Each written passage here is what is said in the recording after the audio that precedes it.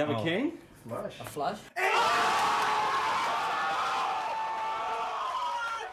I like to gamble. That's my periodic poker game. But I'll bet on all kinds of things. Politics, sports, which raindrop will drop faster in the window of the car. Fortunately, in my state, that kind of social gambling's legal. But in half the states, it's not. And in most of America, organized gambling's illegal. And internet gambling is banned.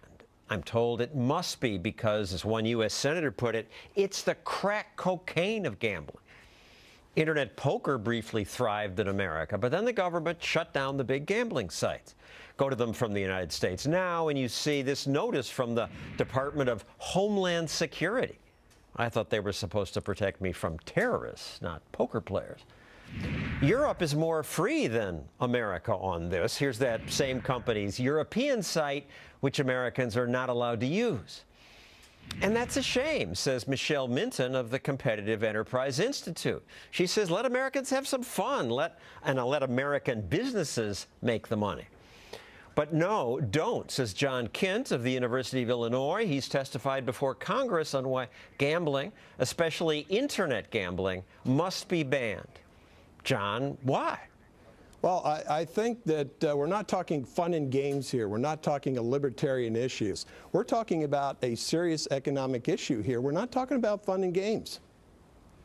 But shouldn't people be free to... It is a libertarian issue. I mean, I like to play card games. Everybody likes to play games, but we're really talking about a potential serious strategic, economic, national security issue. And that's what came out in 7 years of congressional hearings. We published that in the U.S. International Gambling Report. It's not a fun and games issue. A national security issue? I think this is just power-mad politicians who want to control people. How is national security at risk? It's an economic national security issue.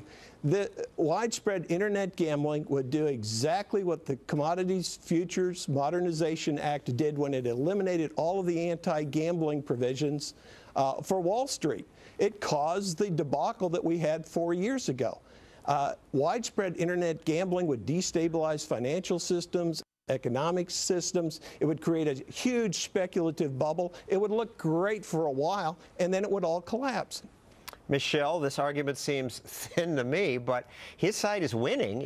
Well, now, see, I actually agree with Professor Kindt on one thing. This isn't a fun and games issue. What we're talking about isn't, should people be able to play gambling, or should people be allowed to play poker online? Is it dangerous? What we're talking about is an individual's right to exercise his or her own judgment and use their own money to decide what they want to do with it.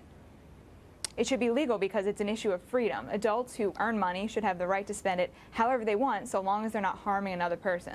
What about the argument that this is like crack cocaine, the internet gaming, and kids will get addicted? People have been gambling since the dawn of time. In America, people have been gambling since pre-colonial times. And yet, if you look at the rates of pathological gambling in this country, it's less than 1%. And that includes children who gamble. So even if we had internet gambling, I don't see that the rates of pathological gambling would increase that much to cause the crisis that the professor's talking about. The public service announcements paid for by the government often, try to convey what John is worried about. It was just one game, he said.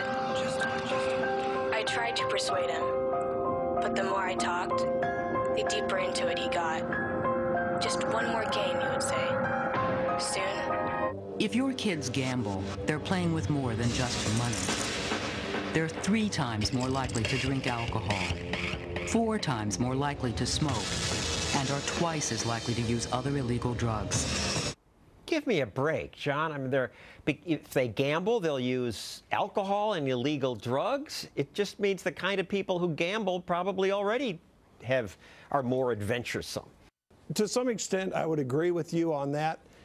In fact, but the way to think about this is to compare addicted gambling, which is recognized by the American Psychiatric Association as the first addictive behavior Medical profession is very concerned about this. And it shows, and the studies show that when you have gambling facilities, electronic gambling in particular, which is what the National Gambling Impact Study Commission calls the crack cocaine of creating new addicted gamblers, and then when you put this on the internet, it's going to be in every living room, at every work desk, at every school desk, and on every cell phone. Michelle, you say this is entertainment, just like watching a movie. There are benefits way beyond just the entertainment factor of gambling, especially if we're talking about poker. It's social. It helps you learn statistical analysis. It deals with conflict resolution. It teaches patience. I think some kids, especially if we're talking about playing poker with their families and not necessarily in casinos, could benefit greatly by playing games like poker that encourage focus and strategic thinking and long-term planning. John, what about that? We're really talking about the battle for the future. We're talking about economic security, economic stability of expectations. This ban was supported by the National Association of Attorney Generals. It was supported by the National Gambling Impact Study Commission. The 2006 Unlawful Internet Gambling Enforcement Act passed the Congress with over 80% in the House. Okay, I get it. The this. Politicians don't want us to do that. After 7 years of these arguments. And they get to use force. Thank you, John.